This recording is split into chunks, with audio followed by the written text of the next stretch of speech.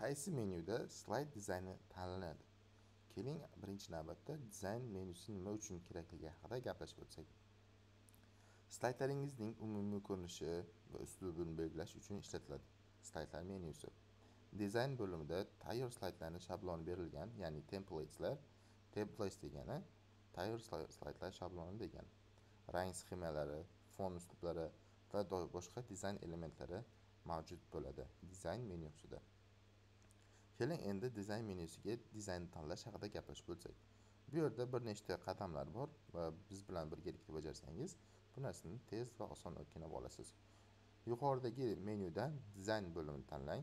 Sizga bir qator dizayn variantlari, ya'ni shablonlar chiqib keladi. O'zingizga xohlagan yoki yoqqan dizaynni tanlang va u barcha slaydlaringizga qo'llaniladi. Ya'ni bitta tanlagan shabloningiz bosganingizdan keyin bu dizayn hamma slaydlaringiz uchun amal qiladi va bittada o'zgaradi.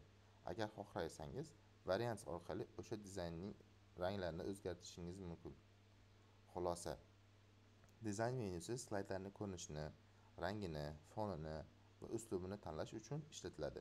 Prezentatsiyani yanada chiroyli va professional ko'rinishda tayyorlash uchun aynan shu menyu kerak bo'ladi.